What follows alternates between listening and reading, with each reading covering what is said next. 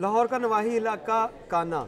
जिसका गांव रसूलपुरा और उसके ज़मींदार जवार के खेतों में एक ड्रोन आकर गिरा। इस ड्रोन के साथ एक बैग था जिसमें 6 पैकेट थे, जिसके ऊपर टेप जो लिपटी हुई थी। इस टेप को जब खोला गया तो पता चला कि इसके अंदर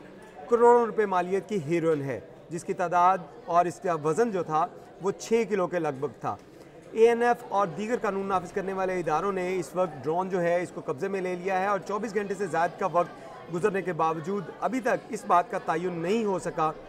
कि ये ड्रोन कहाँ से ऑपरेट हो रहा था। लेकिन इसकी स्पेसिफिकेशन जो है इसके बारे में अगर हम आपको बताएं तो ये ड्रोन जो था ये इंडस्ट्रियल यूज़ के लिए इस्तेमाल किया जाता था और इंडस्ट्रियल यूज़ में इसको लाया जाता था, जिसमें ट्रांसपोर्टेशन के लिए कि कोई वज़नी चीज़ ड्रोन से उठाकर किसी दूसरी जगह के ऊपर डिलीवर करने के लिए इसका इस्तेमाल किया जाता था। इसका अगर स्पेसिफिकेशन इसकी मज़ीद देखी जाए तो इसकी स्पेसिफिकेशन के मुताबिक ये 10 किलो से ज़ायद का वज़न जो है वो कैरी कर सकता था और इसकी जो रेंज है वो 4 से 5 किलोमीटर, यानी कि इसको रिमोट के साथ उड़ाया जाता है और 4 से 5 किलोमीटर का रेडियस जो है ये रिमोट की मदद से इसको ऑपरेट किया जा सकता है। और इसमें जो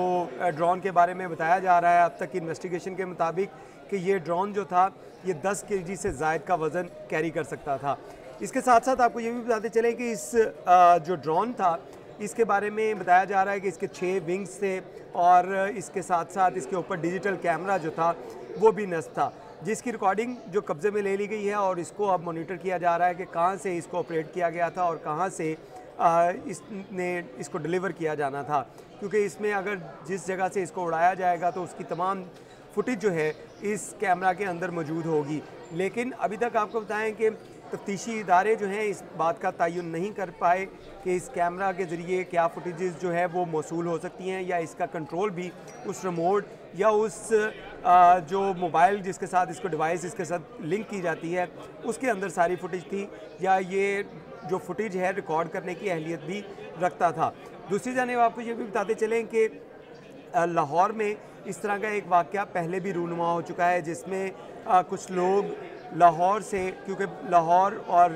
पाकिस्तान और इंडिया का बॉर्डर जो है वो लाहौर का जो बॉर्डर जिसको कहा जाता है, इसका अगर रेडियस देखा जाए तो जहाँ पे एक बरकी का इलाका है उसके साथ साथ वागा और अटारी सरोबा और काना जो बिल्कुल बॉर्डर के ऊपर जो है मौजूद है और रसूलपुरा जहाँ पे ये ड्रोन गिरा इसका और बॉर्डर का जो डिस्टेंस है वो चंद किलोमीटर है और ड्रोन जो है ये 6 किलोमीटर से ज़ायद का ट्रैवल टाइम इसका है, जो ट्रैवल कर सकता है 6 किलोमीटर से ज़ायद और इसकी बैटरी बैकअप जो है वो 30 मिनट से ज़ायद है। तो इस हवाले से इस बात का तयन किया जा रहा है क्या ये ड्रोन जो है वो भारत से उड़ाया गया था जिसका कंट्रोल आउट होने के बाद ये पाकिस्तान की हदूद में आके गिरा, या ये पाकिस्तान से उड़ाकर इसको किसी और जगह ट्रांसपोर्टेशन की जा रही थी। दूसरी जानिब इस हवाले से भी तहकीकात की जा रही है कि लाहौर में पुलिस की जानिब से इसके ऊपर बड़ा वर्किंग की जा रही थी, नाके मौजूद थे। उन नाकों से बचने के लिए क्या ये ड्रोन जो है इसका इस्तेमाल किया गया मंशियात को स्मगल करने के लिए, मंशियात को किसी इलाके में डिलीवर करने के लिए, या इसको बॉर्डर पार भेजना था, या ये बॉर्डर पार से यहाँ पे आया। तो ये तमाम चीज़ें अभी तहकीकात का हिस्सा बनेंगी। अभी इसके ऊपर इन्वेस्टिगेशन जारी है और इसके साथ साथ पुलिस की जानिब से इस पर मुकदमा दर्ज किया गया। जो पहले हमने जो इस हवाले से जो जिक्र किया कि एक वाक़या लाहौर में पहले भी ऐसा हो चुका है जिसमें लाहौर से मंशियात को स्मगल करने के लिए ड्रोन का इस्तेमाल किया गया था, उसका मुकदमा थाना बरकी में दर्ज किया गया था। लेकिन उसकी इन्वेस्टिगेशन और अब जो केस सामने आया है इसकी इन्वेस्टिगेशन में फ़र्क है, क्योंकि अभी तक इस बात का तयन नहीं किया जा सका कि ये इसको ऑपरेट करने वाले कौन थे। इसके लिए टेक्निकल एनालिसिस किया जा रहा है और उसके साथ साथ ANF और दीगर टीमों ने इस ड्रोन को अपने कब्ज़े में ले लिया है और जल्द इन्वेस्टिगेशन के अंदर इस बात का तयन कर लिया जाएगा कि ड्रोन जो है पाकिस्तान से ऑपरेट हो रहा था या इंडिया से।